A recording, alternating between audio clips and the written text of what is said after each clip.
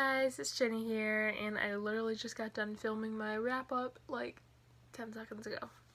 So I'm here to bring you my February TBR. So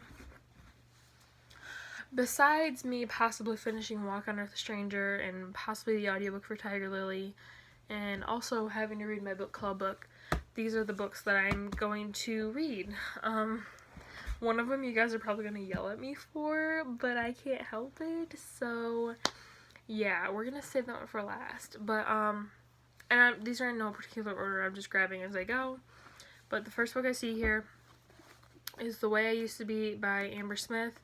This is a book about a girl who used to be, like, really good in school, and she used to be a really good kid, and then,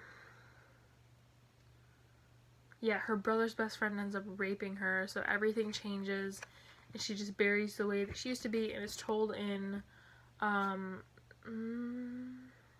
yeah, it's told in 4 parts, freshman, sophomore, junior, and senior, and, like, it's all about trauma, and I don't know, I'm just in a good mood for some books that will make me cry, so, yeah.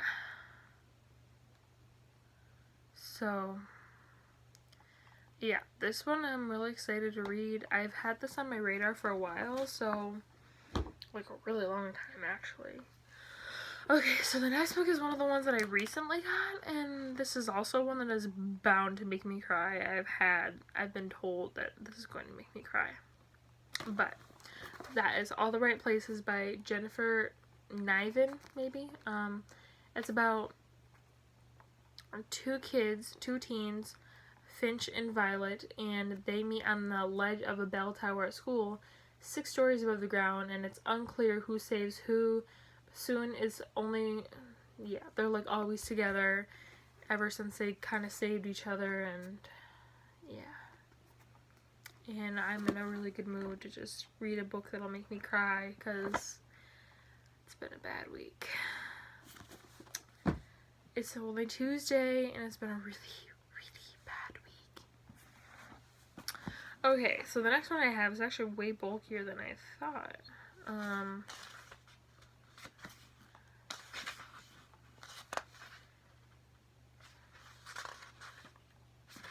So this is We Are the Ants by Sean David Hutchinson, and this is another book that's probably going to make me cry because it's like a sci-fi contemporary, and it's like about this kid who has a really hard life, and it's about when he gets abducted by aliens at 15, and they continue to steal him from his bed and take him to their ship, and the world's gonna end, and the aliens have offered him the opportunity to avert the impending disaster by pressing the big red button.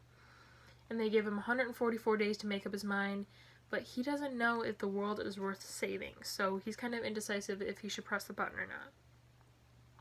Then he meets this guy, and he questions his place in the universe and if it matters, and maybe he wants to save the world after all, and he's got to figure out how to save himself, and the aliens haven't given him a button for that. And I just thought it sounded really interesting. I've never heard anything remotely like this before, so I thought that was super cool. And so yeah, I kind of have like a contemporary stat going because I don't know, I'm feeling contemporary-ish.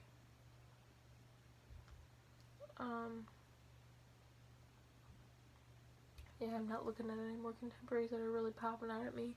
So, yeah, then I have, better do this one. Then I have The Zookeepers Wife by Diane Ackerman. I actually watched the movie for this, and it really made me cry.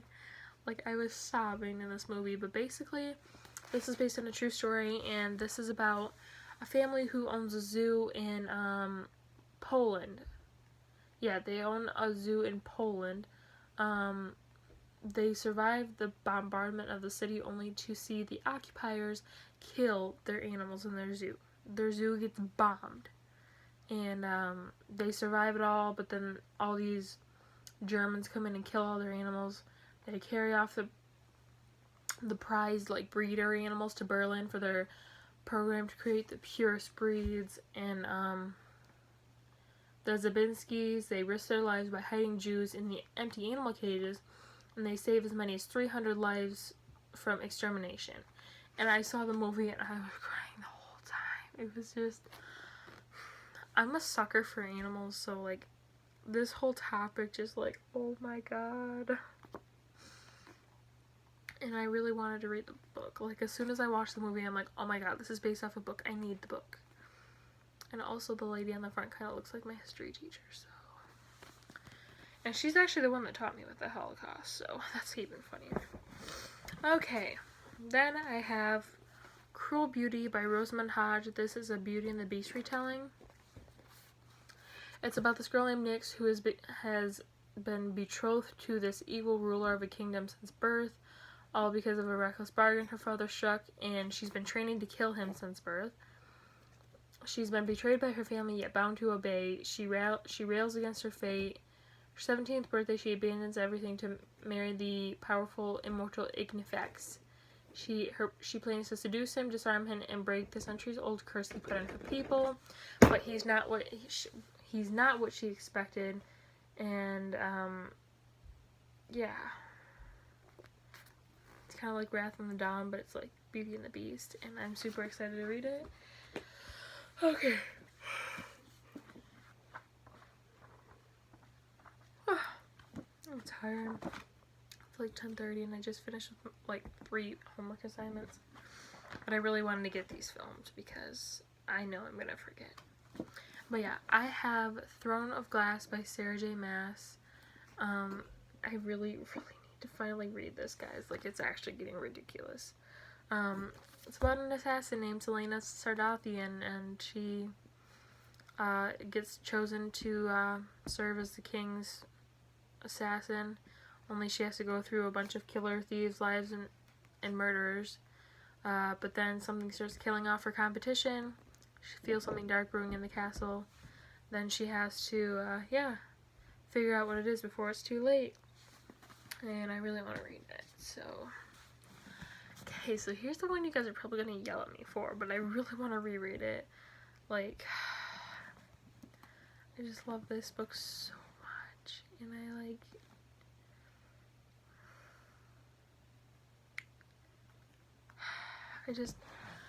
really want to read it again, even though I read it, like, 2 months ago. Last month. I read this in December, but it's my favorite book, so I have to reread it again, and it's just been on my mind a lot, so I'm going to be reading Court of Mist and Fury by Sarah J. Maas again.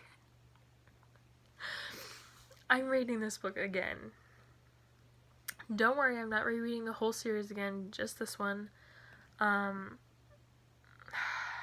This is my favorite one of the series, and I love reading about the character development, and it just really helps me, like, keep my reading going, and plus this is a really thick book, so, like, I read this really fast, and it keeps my reading flowing really well, and I just feel like it'd be a good book to, like, ensure that I stay out of my reading slump.